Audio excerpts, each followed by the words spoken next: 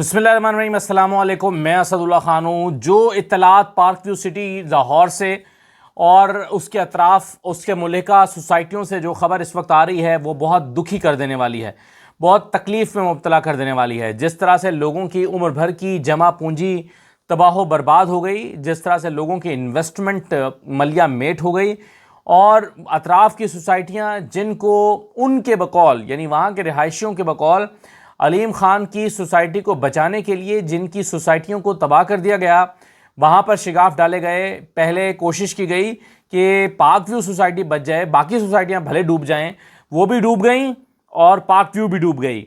कोई हरबा कारगर साबित ना हुआ। जो वीडियोज़ इस वक्त वहाँ से मौसूल हो रही हैं, जो इत्तलात वहाँ से मौसूल हो रही हैं, वो बहुत तकलीफ़ में मुब्तला कर देने वाली हैं। आज सारा दिन लोग बद्दुआएँ देते रहे, झोलियाँ उठा उठा कर। मैं बिल्कुल खुश नहीं हूँ इससे। अलीम ख़ान के लिए जो अल्फाज इस्तेमाल करते रहे और अलीम ख़ान की सोसाइटी को एनओसी देने वालों के लिए जिस तरह से लोग इस्तेमाल करते रहे, जिस तरह से लोग अपने ख्यालात का इजहार करते रहे, वो लोग जिन्होंने अलीम ख़ान की सोसाइटी को एनओसी जारी किए, उनके लिए जो कुछ कहते रहे वो मैं दोहरा भी नहीं सकता और दोहराना भी नहीं चाहता। लेकिन जिस तरह से लोगों ने अपने जज्बात का इजहार किया है, उससे अंदाज़ा होता है कि लोग कितना दुखी हैं इस सारे इंसिडेंट को लेकर। लोगों का कसूर क्या है? लोगों को अगर कह दिया जाता कि ये सोसाइटी इलीगल है, अप्रूव्ड नहीं है, मंजूर शुदा नहीं है, तो लोग कभी इन्वेस्टमेंट ना करते। बहुत सारे लोग सिर्फ इसलिए इन्वेस्टमेंट करते हैं कि भाई गवर्नमेंट ने इसको एनओसी जारी किया है, गवर्नमेंट इसकी जिम्मेदार है, गवर्नमेंट ने इसको अलाउ किया है, गवर्नमेंट इसमें वापडा के मीटर लगा के दे रही है, लेस्को यहां पर आके अपनी इंस्टॉलेशंस कर रही है, गवर्नमेंट इसको मंजूर शुदा सोसाइटी करार दे रही है, तो उसका मतलब है कि खतरे से बाहर है। वरना लोग कभी इन्वेस्टमेंट ना करते। अगर एलडीए कह देता कि जनाब ये रिवर के बेड में है अलीम खान की सोसाइटी, हम इसको एनओसी जारी नहीं कर रहे, तो जाहिर है बहुत सारे लोग इन्वेस्टमेंट नहीं करते। लोग इन्वेस्टमेंट करने से पहले ये सारी नुक्ते देखते हैं। वो देखते हैं कि लीगल है या इलीगल है, अप्रूव्ड है या अप्रूव्ड नहीं है, एलडीए से मंजूर शुदा है या नहीं है। लेकिन जो कुछ हुआ, मैं कुछ चीज़ें भी आपको दिखाता हूँ, उससे आपको अंदाज़ा होगा कि इस वक्त हालात क्या हैं और किस तरह से लोग इस वक्त दुखी दिल के साथ बैठे हुए हैं। और अलीम खान की सारा दिन क्या प्रायोरिटी रही है? अलीम खान की तरजीह ये थी, इमरान खान को बुरा भला कहूँ, इमरान खान के बारे में कहूँ कि इमरान खान का जो क्लिप चल रहा है आजकल वायरल है कि अलीम खान 300 कनाल को वो अप्रूव करवाना चाहते थे, लीगल कराना चाहते थे, उसका जवाब वो सारा दिन देते रहे। इसका जवाब नहीं दे रहे कि लोगों के पैसे डूब गए, घर डूब गए, उम्र भर की जमा पूंजी डूब गई, किसी के घर में शादी थी, किसी की खुशी थी, किसी का कोई मामला था, सब तबाह बर्बाद हो गया।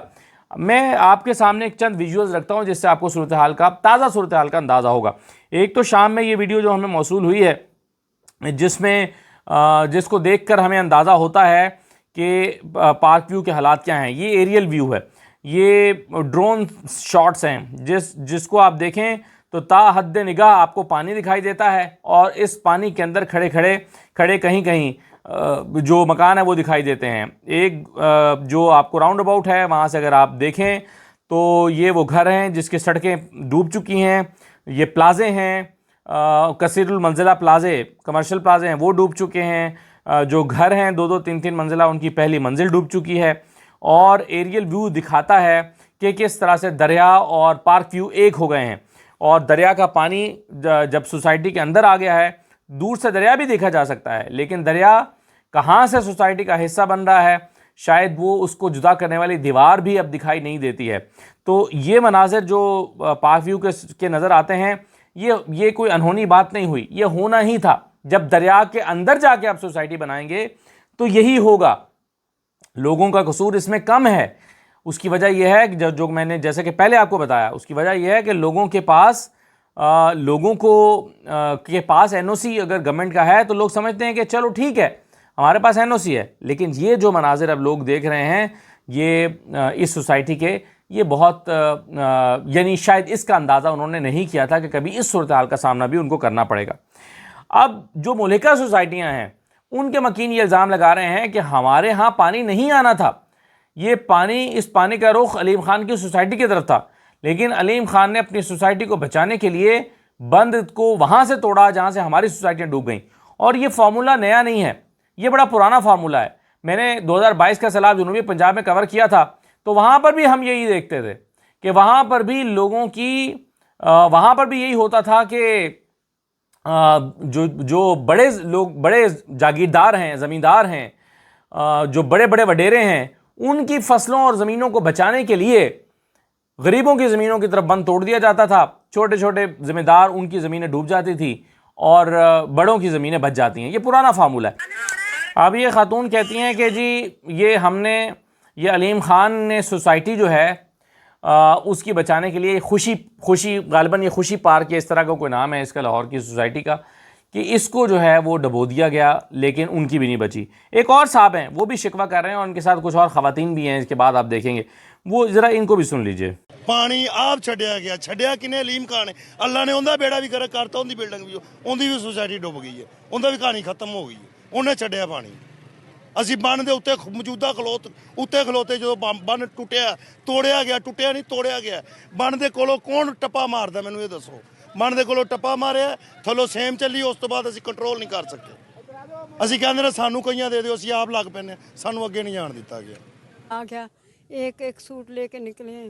पानी आया, इस गली में घर है, ये स्कूल के आगे मेरा घर है, सारा घर नज़र नहीं आ रही छतें। बच्चे गूंगे बोले थे। हाँ, मेरे मियाँ को फालजी से महीने में दवाई लेके आई, उस वक़्त भागे, रक्षा करा के बच्चे लेके चले गए। आज सब कुछ ख़त्म हो गया, हम गरीब बंदे कुछ नहीं कर सकते। देसी लोग हैं, इधर रिहाइश की थी हमने, तो अब सब कुछ हमारा ख़त्म हो गया। मेरा भाई शुगर का मरीज़ है, उसकी 6 बेटियां, एक बेटा है, कमाने वाला कोई भी नहीं है, एक बेटा है। सब कुछ हमारा ख़त्म हो गया, हमारे दुपट्टे के सिवा कुछ भी नहीं है हमारे पास। हम इन लोगों से कह रहे हैं कि हमारी कोई हेल्प करे, कुछ ना कोई तो हमें सामान ला के दे दे। ना कोई खाने का है, ना पीने का, कुछ भी नहीं है हमारे पास। अब लोग कह रहे हैं कि सब कुछ खत्म हो गया, डूब गया, हमारा कुछ जमा पूंजी थी वो सब लूट गई। अब देखें, इन लोगों ने यहाँ पर इन्वेस्टमेंट्स की हैं। इन्वेस्टमेंट दो तरह से होती हैं, एक अपना घर बनाते हैं, वो इन्वेस्टमेंट है। कुछ लोगों ने फ्यूचर के लिए इन्वेस्टमेंट की होगी, मसलन प्लॉट लेके रख लिया कि बच्चे बड़े होंगे, उनकी तालीम में काम आएगा, बेटी बड़ी होगी, उसकी शादी के काम आएगा, बच्चों को बाहर पढ़ने के लिए भेजना चाहेगा, इसको बेच देंगे, उनके काम आएगा। इसीलिए इस तरह से लोग इन्वेस्टमेंट करते हैं ना। लोगों के पास बाज़ दफ़ा पैसे होते हैं, वो एक प्लॉट ख़रीद के बना लेते हैं, कंस्ट्रक्शन कर लेते हैं, और दूसरा प्लॉट अपने घर के करीब भी लेके रख लेते हैं, इन्वेस्टमेंट कर लेते हैं, घर के करीब रखते हैं ताकि नज़र में भी रहे और उस पर कोई कब्ज़ा भी ना कर सके। तो लोग इन्वेस्टमेंट करके अपनी जायदादों को, अपने प्लॉटों को रख लेते हैं और वो कल को काम आए। अब ये पानी तो उतर जाएगा, प्लॉट तो वहाँ पर मौजूद रहेगा, लेकिन अब इस प्रॉपर्टी की वैल्यू ज़ीरो हो जाएगी। अब वो जब बेचना चाहेंगे यहाँ से बेचकर जाना चाहेंगे, तो बताइए सैलाब के खदशे के पेश नज़र अब कौन ये प्रॉपर्टी ख़रीदेगा? बस फ़र्ज़ करें किसी का घर आज डूब गया है, वो फैसला करेगा कि मैंने अब यहाँ रहना ही नहीं है, मैं ये घर बेचता हूँ, मैं किसी महफूज सोसाइटी में जाकर बनाऊँगा, मैं यहाँ नहीं बनाऊँगा, मैं 10 मरले का बेच के 3 मरले का बना लूँगा, 5 मरले का बना लूँगा, लेकिन मैं यहाँ नहीं रहूँगा। कोई फ़र्ज़ करें ये फैसला करता है, और वो फैसला करता है कि जी मैं अब इसको बेच दूँ। आपके ख्याल में उसके लिए अब ये प्रॉपर्टी बेचना आसान होगा? उसकी तो इन्वेस्टमेंट डूब गई, वो तो उसको रिकवर नहीं कर सकता। फ़र्ज़ करें किसी के 3 प्लॉट हैं, उसने इन्वेस्टमेंट की थी कि मैं किसी मुनासिब वक्त में बेच दूंगा, उसकी 10 करोड़ की इन्वेस्टमेंट जो है वो तो 2 करोड़ पे आ गई होगी। वो कैसे इसको बेच पाएगा? जब लोगों ने ये मंजर 8-8, 10-10 फुट पानी अपनी आंखों से देख लिया है, तो कैसे वो खरीदेगा? एक खातून सही जो है वो आज शिकवा कर रही थी। उन्होंने कहा कि इसको गवर्नमेंट ने NOC क्यों जारी किया? अगर NOC जारी ना किया होता तो मैं ये प्लॉट कभी ना खरीदती। वो खातून कह रही थी कि गवर्नमेंट जिम्मेदार है जिन्होंने NOC जारी किया है। जब वहाँ पर बिजली का मीटर लग रहा है, इसका मतलब है वो सोसाइटी जेन्युइन है। लाहौर में कई ऐसे इलाके हैं, छोटे छोटे सोसाइटियाँ हैं जो कब्ज़े की ज़मीनें जिसे आपको कहते हैं, या स्टाम्प पेपर वाली ज़मीन कहते हैं, जिसमें मालिकाना हुकूक नहीं होते। वहाँ पर आज आप 2 मरले का घर भी बनाने के लिए चले जाए ना, ख़रीद के, वही यानी वहाँ पर कोई आबाई ज़मीन है लोगों की, वो जब आप ख़रीदते हैं सिर्फ उसकी रजिस्ट्री नहीं होती, वो जब आप चले जाएं बनाने के लिए, अगर आप आपने ख़रीद लिया है, कोई गरीब आदमी सोचता है चलो मुझे 4-5 लाख रुपए का मरला मिल जाता है तो मैं 3 मरले का, 2 मरले का, 2.5 मरले का बना लेता हूँ। जब वो शुरू करेगा तो वो आ जाएंगे पटवारी साहब, वो कहते हैं भाई ये तो कंस्ट्रक्शन ही अलाउड नहीं है, ये तो यहाँ तो आपका कंस्ट्रक्शन नहीं हो सकती, तो यहाँ तो सीवरेज भी नहीं है, फुला भी नहीं है। लोग वहाँ पे जो है वो अपना जुगाड़ करके रहने की कोशिश करते हैं। तो क्या करते हैं कि वो गिरा के चले जाते हैं। अगर किसी ने दीवारें खड़ी की हैं और वहाँ पर रिश्वत नहीं दी तो वो दीवारें गिरा के चले जाते हैं। क्यों? क्योंकि वहाँ NOC नहीं है। तो यहाँ पर NOC होने की वजह से ये ज़मीनें महंगी हो जाती हैं और लोग खरीदते हैं। लोग कहते हैं NOC है भाई, गवर्नमेंट ने दिया है, मीटर लग रहे हैं, बिजली मिल रही है, गैस मिल रही है, तो अगर लीगल है तो ये सब कुछ मिल रहा है ना। यही कहकर बेचा जाता है और हलीम खान साहब ने तो लोगों से 70-70 हज़ार रुपया उसकी मंजूर शुदा सोसाइटी होने के नाम पर फी मरला वसूल की है। अभी 2024 मार्च 2024 में मरीम नवाज के आने के बाद, जो मैंने पिछले व्लॉग में उसका डिटेल से डिस्कस किया था, लेकिन क्या लोगों को सिला मिला? सारी उनकी इन्वेस्टमेंट पानी में गर्क हो गई और शायद अलीम खान की इज्जत और नामूस भी गर्क हो गई, क्योंकि अलीम खान ने यह सारा महल फ्रॉड की बुनियाद पर खड़ा किया था।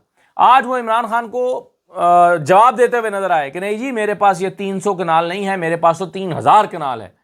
और क्या मैं इमरान खान का इंतज़ार कर रहा था कि इमरान खान आएगा तो मेरी 300 कनाल को लीगल करेगा? भाई अगर आप नहीं इंतज़ार कर रहे थे, हालांकि इतने भोले अलीम खान भी नहीं है, उन्हें पता है कि जैसे जैसे आप ज़मीन ख़रीदते जाते हैं उसको लीगल कराते जाते हैं। अब ये 300 कनाल उन्होंने इमरान खान के दौर में ली होगी ताकि इमरान खान के दौर में लीगल कराएं।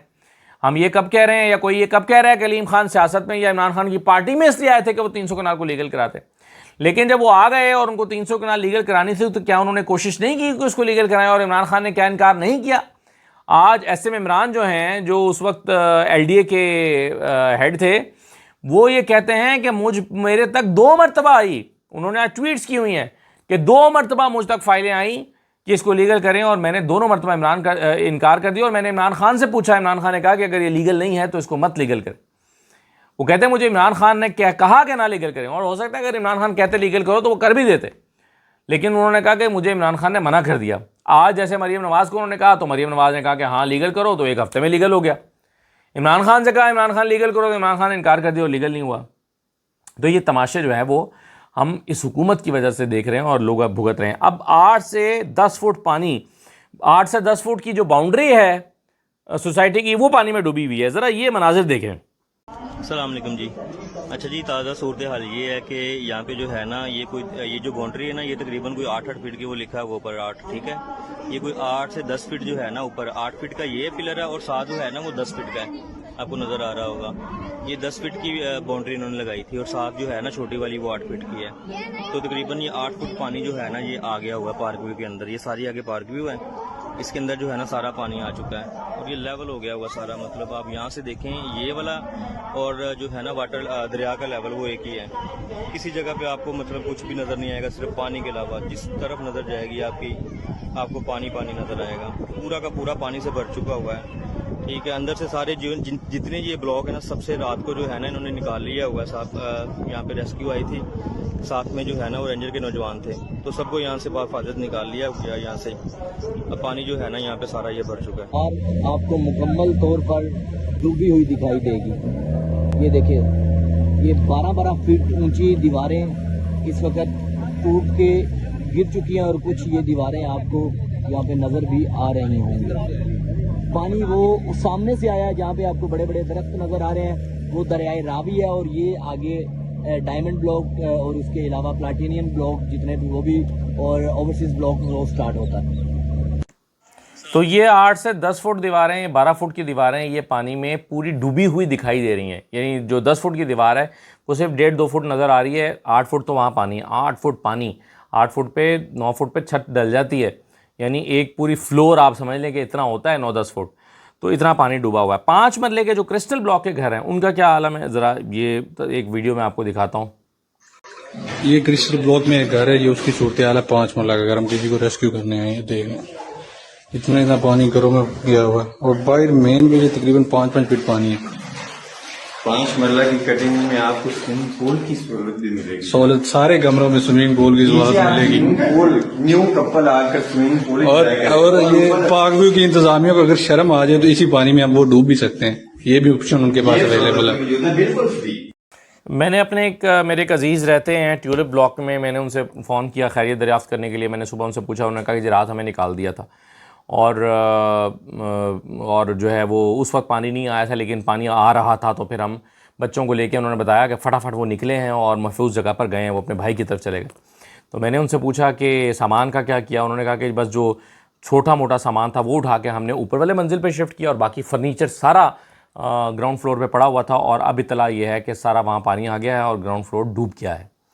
तो यानी डूबने से मुराद ये है कि शायद ट्यूलिप में तो 6 फुट पानी, 8 फुट ना आया हो, लेकिन अगर 3 फुट पानी या 2-2.5 फुट पानी भी आ गया होगा तो फर्नीचर तो तबाह हो गया होगा।